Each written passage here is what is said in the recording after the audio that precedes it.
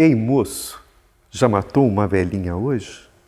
Dessas que atravancam o meu, o seu, o nosso caminho. Ei, moço, já matou uma velhinha hoje? O pensamento lateja na minha, na sua, na nossa cabeça. Ei, moço, já matou uma velhinha hoje? Bom dia, né? Boa tarde, boa noite. Quem já chegou, quem está chegando, né? Seja todo mundo bem-vindo. E é isso, né? Século XIX é a história, o caso Fustel de Coulanges, do François Hartog. É um livro bem interessante porque, enfim, toda a questão do método, né? Da história, do método historiográfico, da história da historiografia, é muito bem feito. François Hartog é um especialista, né, em história da historiografia. É até curioso que a apresentação aqui é do Manuel, né? Manuel Salgado, que foi amigo e tal, enfim. Estudou com Hartog lá na França. Os dois são especialistas em história da historiografia. Então tem uma apresentação muito boa do Manuel. E uma introdução que eu não vou te enganar não. Introdução não, é o prefácio dele, né? O prefácio do Hartog é impressionante, como ele repensa, né, o campo da historiografia recente, o surgimento da história da historiografia, com uma série de detalhes aqui. Daria, né, um capítulo à parte aqui, só para poder comentar esse prefácio do Hartog ao livro dele. Bom, e é curioso que nesse prefácio ele começa explicando, né, como é que surgiu esse livro. Enfim, só um parêntese aqui antes. O Walter Benjamin, né, que fala nas teses sobre o conceito de história, sobre o Fustel de Coulanges, né, sobre a tristeza, né, a assedia que acomete o historiador tentando reconstruir a história tal como foi, a história lá no passado, né? Aquele passado perdido. Ele pega um trecho do Flaubert, né? Nunca foi tão triste, ela reconstruiu Cartago. O historiador positivista, né? Esse historiador ser um horizonte de futuro próprio, né? Que está mais voltado, né, à reconstrução de um passado que já foi, do que olhando, na verdade, as tensões, né, de seu próprio tempo. Então, fora do âmbito assim, da história, né, dos historiadores, de alguma maneira ouvem falar do Fustel, né? Até pelo livro dele, né, clássico, que é A Cidade Antiga. Mesmo na França, né, esse é o livro de referência dele. O Hartog vai apresentar aqui o livro dele sobre as instituições, né, na Idade Média, a história da Idade Média na França. Inclusive Marc Bloch, né, vai de certa maneira elogiar o Fustel, né, por isso e tal, mas enfim, é um elogio assim, talvez até protocolar, por estar em Estrasburgo, né, Estrasburgo. Agora, porque pelo que parece, né, isso aqui já é anedota da época da graduação. Eu não sei até que ponto isso aqui é confirmado. O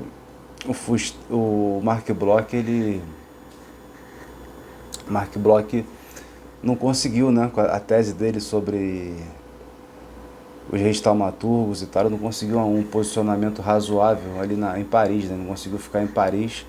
Ele acabou indo para Estrasburgo, né, foi meio que rejeitado, né, isso é tradicional, no próprio Walter Benjamin que a gente estava falando, né, tiveram teses rejeitadas, enfim, de trabalhos que depois viraram super referência.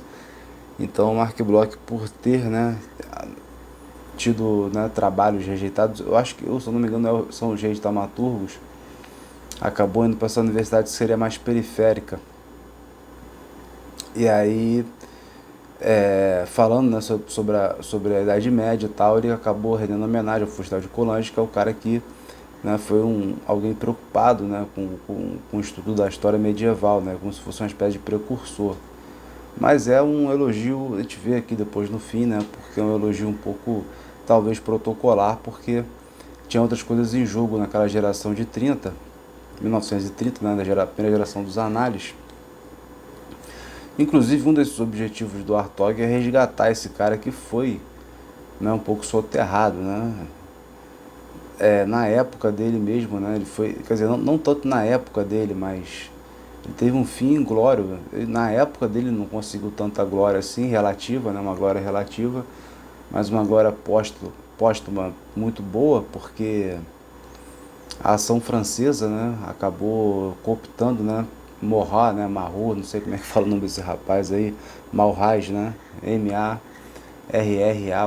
né, que é esse ícone aí da extrema direita, né, da ação francesa, acaba colocando o Fustel como um guru.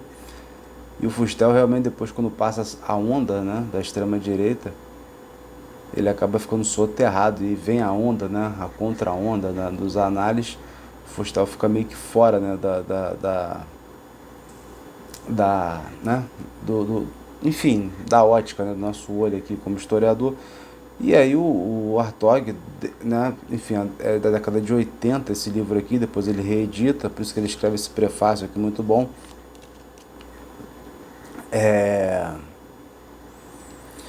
Ele tenta trazer esse historiador de novo, e é muito curioso, que acaba ficando muito ambíguo, porque ao mesmo tempo que você tem uma tarefa ética, vamos dizer assim, muito interessante, porque dane-se, né, quem seja, é interessante você expor, né, quem é, para não ficar só no ouvir dizer, e mostrar aqui mais ou menos quem foi essa pessoa. Mas o Hartog, ele consegue se esconder, né, bem no texto, né, ele não toma uma posição. Ele não toma uma posição. Ele vira quase um defensor do Fustel que está escrevendo aqui. Enfim, não tem tantas páginas, porque depois a segunda parte do livro é uma parte com uma seleção de texto do Fustel. Então já é para o, né, leitor acabar, né, se familiarizando mais e não ficar restrito à cidade antiga. Então ele pode até de certa maneira ser um defensor do Fustel, acabar sendo meio que sem querer, mas independente disso, não acredito, né, que o Hartog não tem uma posição reacionária assim desse jeito, mas cumpre essa tarefa ética aí de trazer esse historiador, que foi alguém importante, participou de debates importantes do século XIX, esse século da história, né, considerado o século da história. Isso é relacionado à época que ele estava na Universidade também de Estrasburgo, né? Ele fala assim logo no prefácio, né? Sempre que eu galgava a escadaria do Palácio Universitário de Estrasburgo, onde na década de 1980 lecionei História da Grécia, deparava-me com a sala de Fustel de Coulanges, a sala de honra da faculdade.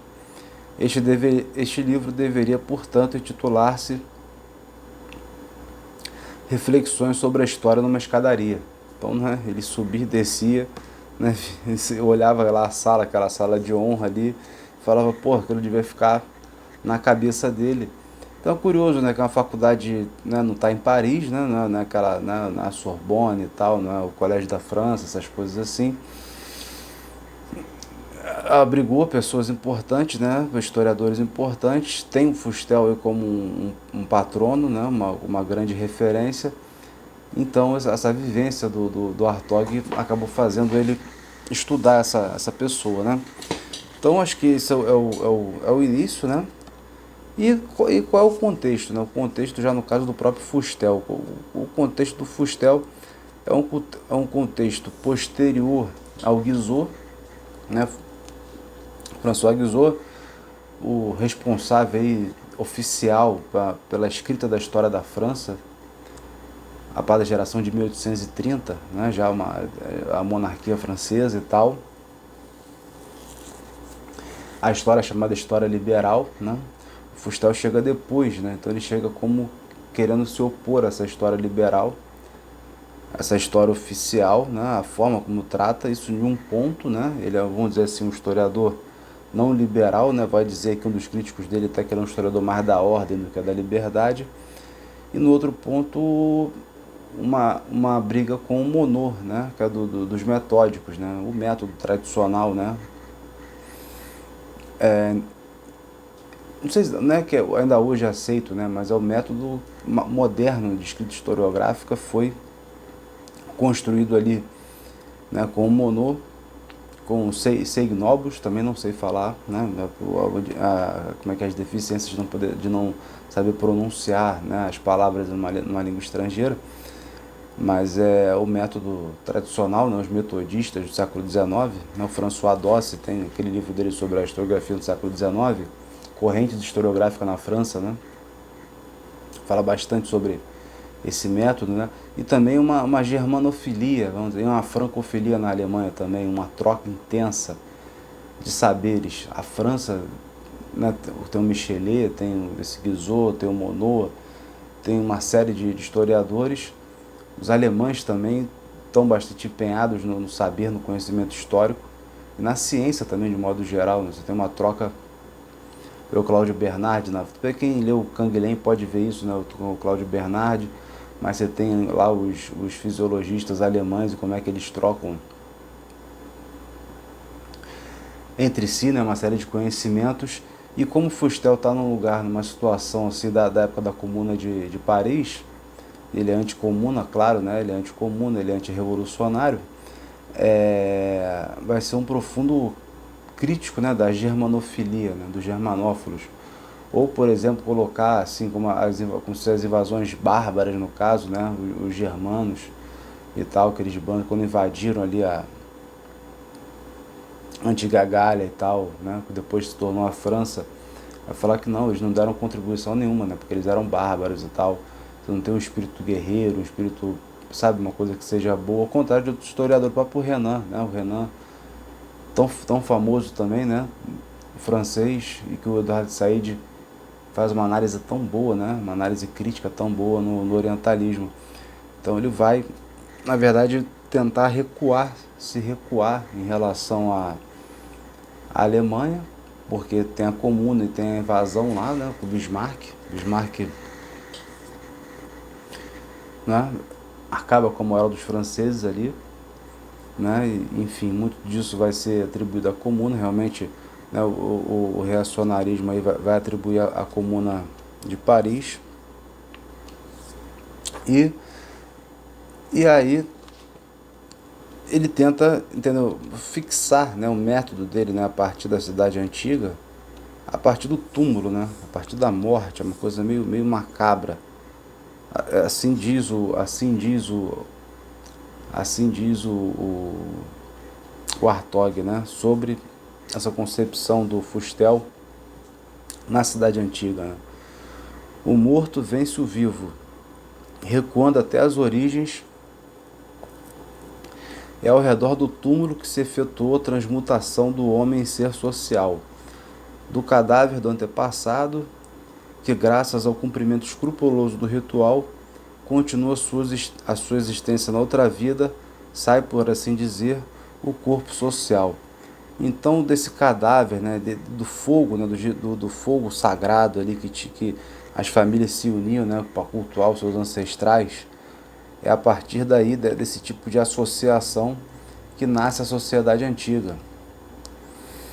E é interessante pensar, quando você pensa já na renovação historiográfica muito posterior, da antropologia histórica francesa, lá do Clístenes, o ateniense, é o Vidal-Naquet, eu esqueci qual é o nome do outro historiador que escreveu, são dois, não é o Detienne, é um outro, eu esqueci o nome, mas é Clístenes, o ateniense, não tem tradução para o português esse livro, infelizmente, mas a base da antropologia histórica francesa, né, do pós-guerra, coloca a origem da cidade antiga no Clístenes, né, na reforma agrária, no perdão das dívidas, né, Clístenes e Solon, como alguém que democratiza o acesso à terra e acaba, né, com o sistema da dívida. E é isso que vai permitir a formação de uma democracia. E o Fustel é muito curioso, né, porque ele acha que a democracia, quer dizer, ele é antidemocrático, né, a democracia causa turbulências. Né, não adianta você criar turbulência, não adianta você querer fazer alguma revolução e tal, porque o curso da história acontece sempre na longa duração, né? Na análise do Fustel não existe as curtas durações, as médias, existem sempre as longas durações. Mas apesar disso, esse que é o curioso, ele vai, né, o Hartog, ele narra isso, né, ele narra que é um cara que ele não vai nunca tentar entrar na arena política, ele está preocupado com um tipo de erudição, de leitura do texto, por exemplo. Eu estou lendo aqui o texto, estou dialogando, né? Estou abrindo, né? Falando. Apesar de estar sozinho, né? Imagina, tiver com pessoas, então a gente abre um diálogo, né? Mas ele vai falar que às vezes você lê para poder ter um motivo, para poder falar alguma coisa, para polemizar, né? Ele não quer polêmica, ele quer ler para ler, reler, anotar, transler, reler e tal, e falar praticamente como se fosse nos autos, né? Quase como se fosse um comentário, né? Ao texto, né? Aos textos. Mas ao mesmo tempo ele critica uma forma de abordagem que seja só comentarista, né? Tem uma série de dificuldades, e essa própria, mas que não ficam muito bem explicitadas, né? Qual seria esse método do Fustel? O método dele parece que aparece, né? Parece que aparece mais por negação. Ele não quer uma erudição polemista, que ele acredita ser uma erudição vazia. Descredibiliza o método do Seinobos, do Monod, né? Por ser um método, né, muito germanófilo, né? Estrangeirado, ou seja, com os inimigos. Um método, enfim, não necessariamente científico, não faz uma ciência pura, né? Até porque é contaminado às vezes de documentos mais recentes, né? Ele vai se basear numa fides, né? Uma espécie de fides, de fidelidade, como se quanto mais antigo for o documento, mais fidedigno ele é, mais fiel ele é. Então, ele tem tanto essa propensão, né, à empatia, né, a olhar a história tal como o passado tal como ele foi, se existisse esse passado tal como ele foi, né, e um documento antigo, né, que retratasse esse passado de uma maneira mais fidedigna do que algum documento mais recente, né. Bom, isso, um perfeito reacionário aqui, dizendo aqui, né. Então, aí depois, né, dessa cidade antiga, né, em contraposta essa abordagem muito mais democrática, enfim, que surgiu muito tempo depois, já com os helenistas, depois desse culto familiar e tal, tudo mais, né, esse culto aos mortos, que funda uma sociedade, né, uma certa individualidade, mas uma individualidade atrelada, né, a uma rede de sociabilidade doméstica familiar, aparece o cristianismo, né? Então, o cristianismo acaba com a sociedade antiga, né? E aí uma religião que seria exterior vai ser substituída por uma religião interior, né? Com domínio da alma. E vai falar aqui o Hartog, né? Com o cristianismo surge também, cuida Fustel, o reconhecimento e a libertação do indivíduo, que doravante pode ser separado da família. E aí também passa a ter um nome próprio, que é o nome a partir do batismo, né? O nome que ele recebe a partir do batismo. A propriedade mesma foi transformada, deixou de derivar da religião para derivar do trabalho. A cidade, por fim, perde o seu domínio absoluto. Religião e Estado podem se separar. Aí diz aqui o Fustel, né? Uma aspas aqui em relação ao Fustel. Durante 3 séculos, a religião nova viveu inteiramente fora da ação do Estado.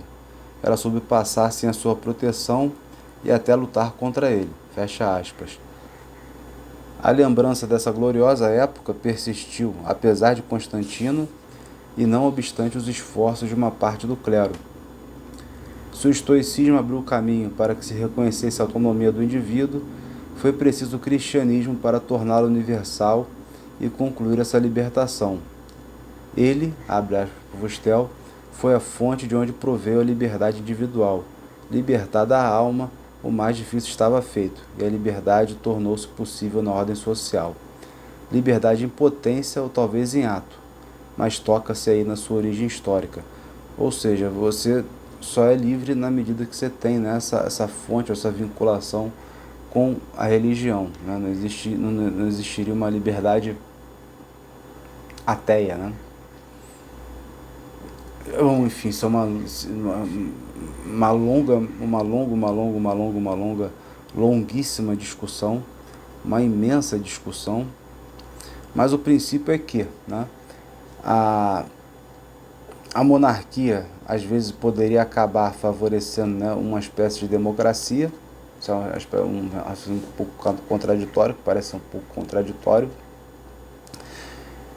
E a democracia como uma bagunça, né? E o que ele busca não é a bagunça da democracia, nem propriamente uma monarquia, mas uma aristocracia, né? Um governo dos eleitos, que aí sim, né, traria, como na Idade Média, da importância e centralidade da Idade Média para o Fustel, essa aristocracia, né, religiosa, cristã, né, enfim, de ordens, né, em ordens, é liberta na medida que está numa ordem. Não existe invenção, né, da história. A história não é inventada, ela não tem rupturas. É uma história sem qualquer ruptura, a história do Fustel de Coulanges. Ele vai falar do Rousseau aqui de novo, né, dos revolucionários, é que, né, eles passam a inventar, é como se a história pudesse ser como se ela fosse inventada do nada, né? Ah, se inventou a partilha de terras, né? Aquela coisa sobre o discurso sobre a origem da desigualdade entre os homens, né? Que aí a desigualdade começou quando o primeiro homem botou uma cerca e dividiu as terras, né? Você teria terras comunais no princípio, né? E aí, ou seja, se inventou a desigualdade, teria uma espécie de desigualdade originária, uma origem da desigualdade, né? Na verdade, você coloca uma origem da desigualdade, e o Fustel vai falar que não, que sempre teve essa propriedade privada desde a antiguidade, e ela se estendendo, né, a partir dos feudos, e assim também, né, na Idade Moderna, essa sagrada inviolabilidade da propriedade privada. E sem invenção, né, sem invenções. Porque é tão inacreditável que tem que pegar assim o texto mesmo, né, que é o Hartog, né, falando, né, sobre o Fustel, né, o ensaio dele sai sobre a aristocracia.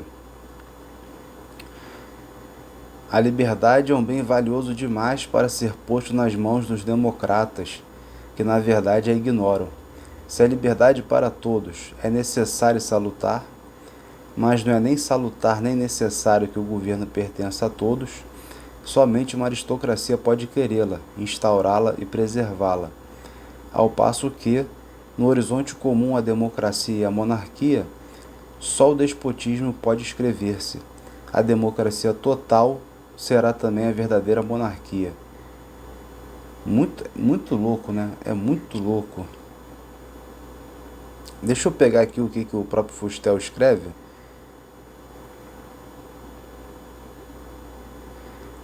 E também, olha que curioso, deixa eu ler aqui. Isso aqui é o próprio Fustel nesse ensaio sobre a aristocracia.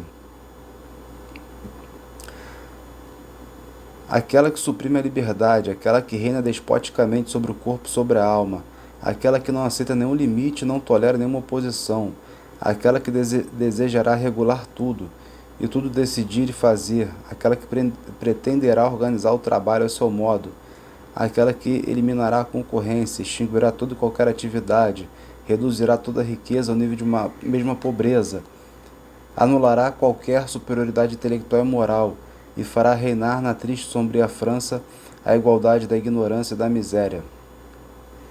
É curioso porque aqui, se você pegar esse discurso aqui separado e colocar assim comunismo, socialismo, né, que é você nivelar todo mundo por baixo, acabar com a concorrência, né, você não vai ter mais destaques, né, de riqueza ou de inteligência, né, você não vai ter mais nuances, você vai ter um mundo totalmente igualitário. Isso aí é como se nivelasse por baixo, fosse uma decadência social. É a mesma crítica que depois vão fazer hoje, né, ou fariam, né, tanto no século XX sobre o comunismo e o socialismo, né. E aí o Hartog, ele contrapõe aqui ideia fixa compartilhada por Tocqueville, por Renan e por muitos outros ainda, mas aqui expressa em sua mais sombria forma por um Tocqueville que tivesse lido Orwell, ou seja, George Orwell, né? Ou seja, mais sombrio, né? Talvez mais pior do que o Tocqueville. Tocqueville é um aristocrata também, né? O Renan é aristocrata, o Renan tá peladinho lá, o Said acaba com o Renan, né? Então não é um grande modelo, né? Então a comparação aqui que ele faz é muito precisa, né? Porque o Renan é um perfeito reacionário também. O Tocqueville é também uma espécie de reacionário ou conservador barra conservador, vai para os Estados Unidos e tal, aí vê alguma coisa diferente ali, aí vamos dizer assim que ele é de criar cosmopolitas, mas também não deixa de estar nessa mesma, né, nesse mesmo nível aqui de visão do social, né. O grande, na verdade, talvez é, o grande, vamos dizer assim, o diferente, né, em relação ao Fustel, né, que foi o grande aí do século XIX, talvez, um dos maiores, né, lá na França, é o Michelet, né? E aí, se o Fustel tá ali na briga com o Monod, tá na briga com o Guizot, né? Eu acho que na verdade ele tenta ser o oposto, né, dessa voz do povo, dessa voz popular, dessa voz democrática que o Michelet acabou sendo e acabou se consagrando, né, a partir disso, né? E sem esses áreas de ciência pura que o Fustel tenta se atribuir.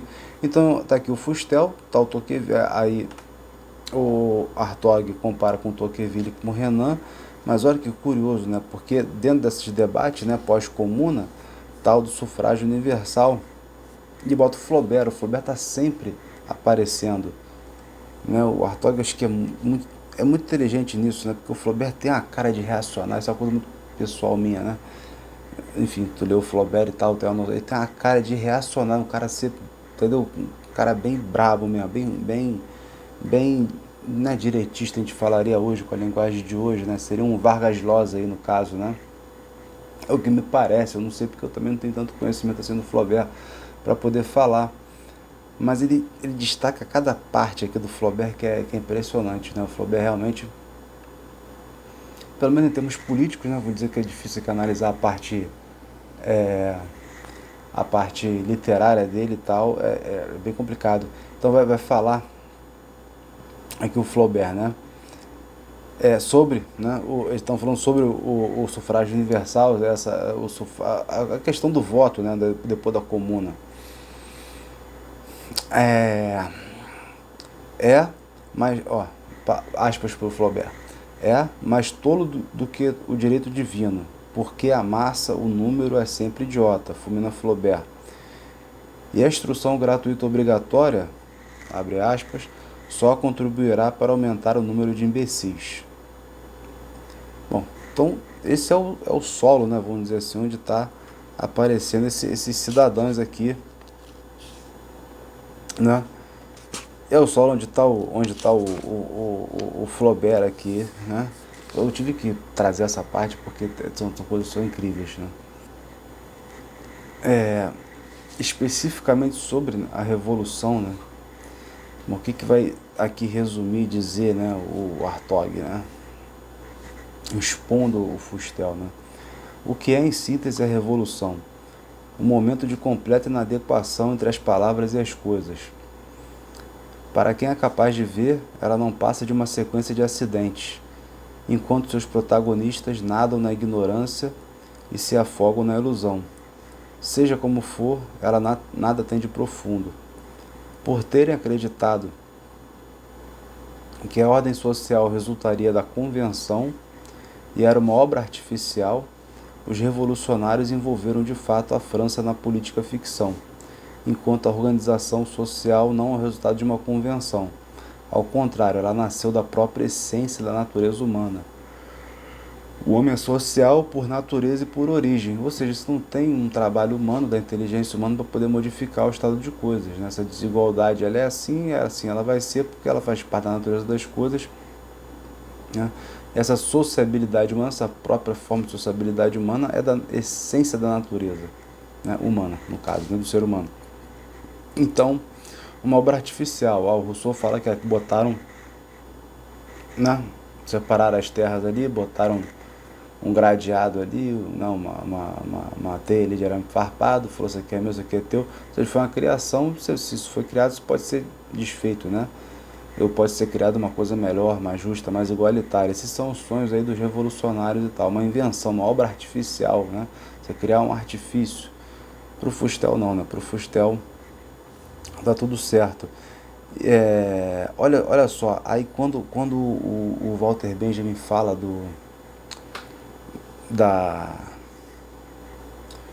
quando Walter Benjamin fala da empatia, né, aquela tristeza, assedia, empatia, assedia, olha que viagem, né? O Taine decidiu fazer a França contemporânea, na época da Comuna ainda, né? E os arquivos, escreveu uma história do tempo presente, tentando explicar o tempo presente. Flaubert, pouco depois, vai dedicar-se a seus dois bichos de contas, Bouvard e Péché, que são, em suma, suas próprias origens, e entregar-se a longas leituras. Antes de morrer, escreve o amigo Fedot. Ou melhor, enquanto espero a morte, desejo libertar-me do fel que trago dentro de mim. Estou, portanto, preparando meu vômito. Será copioso e amargo, não tenha dúvida. Também essa coisa do rancoroso, né? Essa coisa da empatia, né? Da assedia, da tristeza. Me lembra uma coisa nietzschiana, né? Do homem da má consciência, do ressentimento, e tenta descarregar, né, esse fel, né? Aí, no caso, buscando um lugar fora do mundo, né? Um passado que está fora do mundo, né? É isso que me parece. E isso é meio que a pegada aí do próprio Flaubert, né? Então, realmente, quando Benjamin casa, né, um com o outro,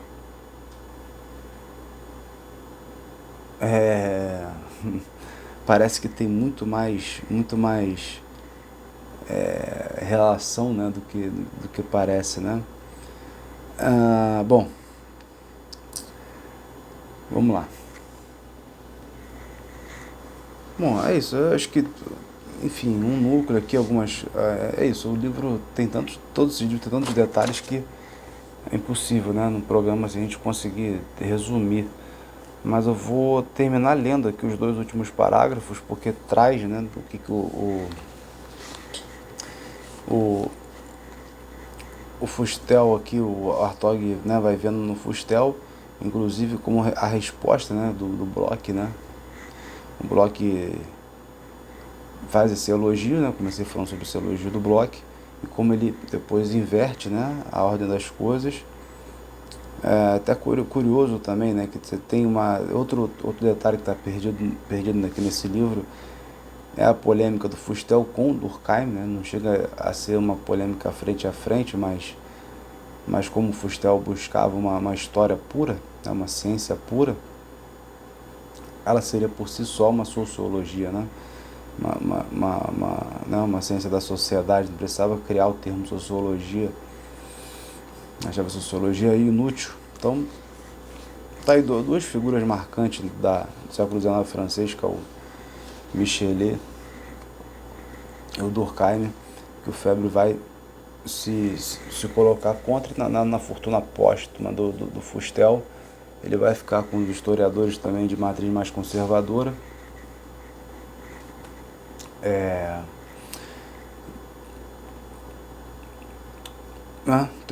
Tem um programa também sobre o Philippe Ariès, né, que sai da ação francesa, né, mas ele faz todo uma outra volta, né, bem diferente e tal.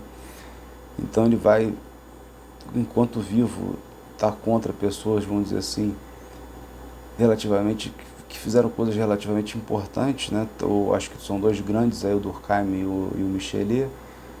Talvez o Monod e o Guizot tenham uma importância mais relativa, mas também foram relativamente importantes, né, na fixação dessa história, dessa historiografia moderna.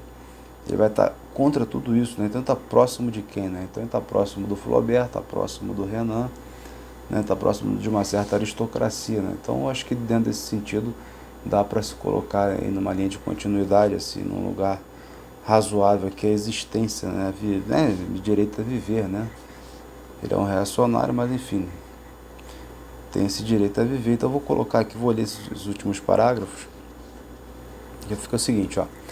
Depois de ter salientado tanto o caráter inovador da obra, né, Bloch termina seu discurso mostrando que ela se inscreve, porém, de maneira plena, nas grandes correntes de pensamento do século XIX, quando mais não fosse já por sua permanente reação contra o romantismo.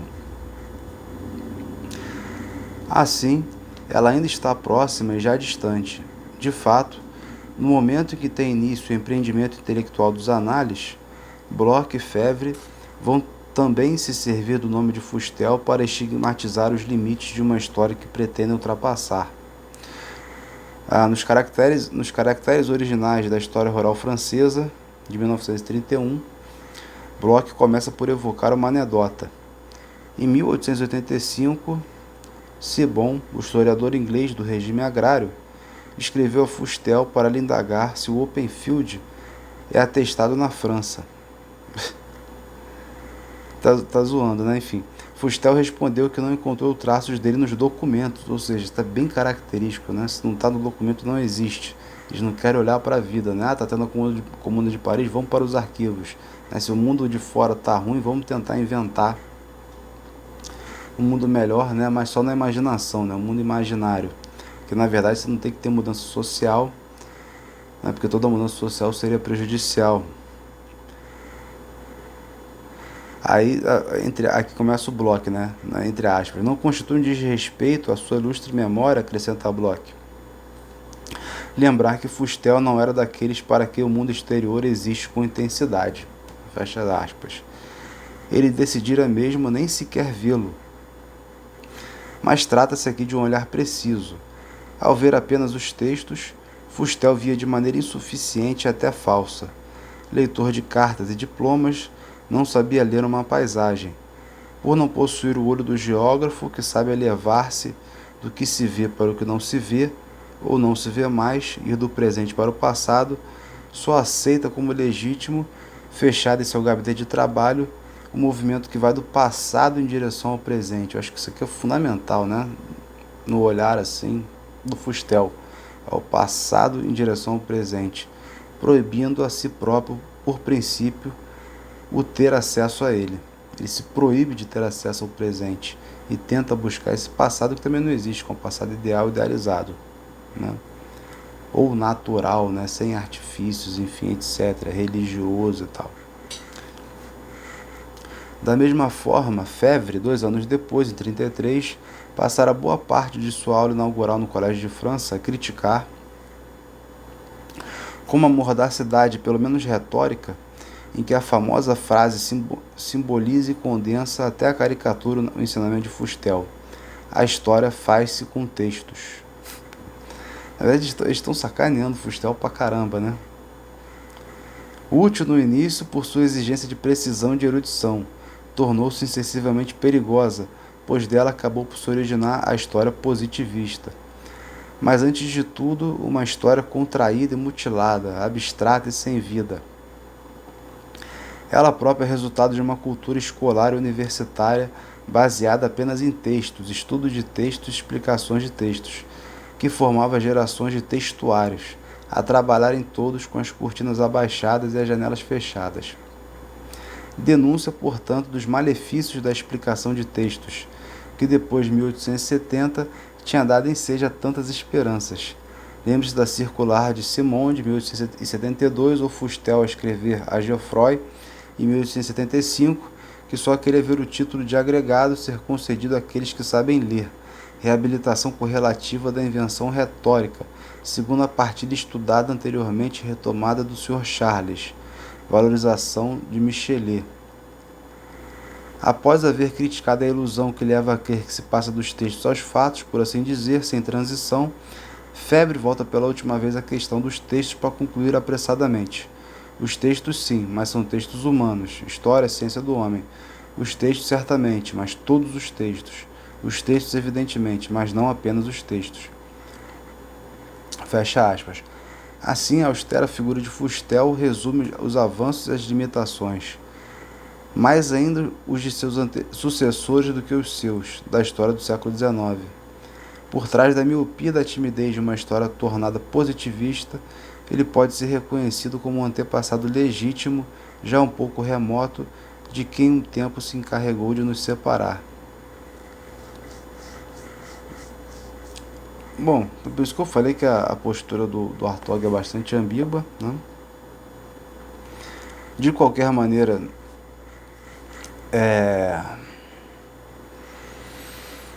enfim, são 3 pares aqui, né?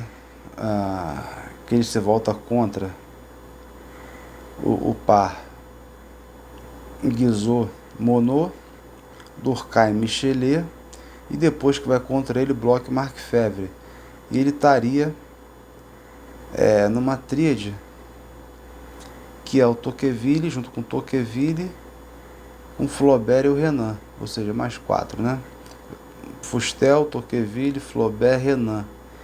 Então, no caso, tem 4 do século XIX contra outros 4 do século XIX. No século XX tem esses dois que se voltam contra. E eu não entendo muito bem quem no século XX, né? Com certeza você tem essa coisa toda da leitura, talvez uma cultura universitária, né? Acho que a cultura universitária e essa busca por uma história pura, né? Você pode talvez ler isso, né? Essa coisa do mandarim, né? Ser mandarim, né? Essa coisa quando a academia ela ganha um poder, vamos dizer assim, que desequilibra, né? Do outro lado, né? Tudo é o equilíbrio, né? A gente vive numa situação que a academia está lá embaixo, né? Não tem nada, né? Aquela coisa horrorosa. Você não tem ciência, não tem nada, né? Isso é um extremo. O outro extremo é quando você tem uma cultura mandarinesca muito forte, né? Então essa coisa né, os analfabetos, né, os ágrafos, né, esse pessoal assim, é considerado, né, inferior e tal. Então nesse sentido de um lugar, né, relativamente desenvolvido, essa cultura mandarinesca e acadêmica, o Fustel talvez seja um ótimo, um excelente exemplar do pior que existe, né? Então acho que é por aí, então sim, é importante resgatar essa sombra horrorosa, né? De quem tem que de alguma maneira ou outra viver com textos, né? É isso. Mas resgatar para poder viver com o presente, fazer a crítica, né, do presente, e só porque nós vivemos, né, nesses contextos sem tentar, né, fugir do presente e resgatar um passado que não existe. É isso? Então acho que tá de boa aí para apresentação. Um abraço aí.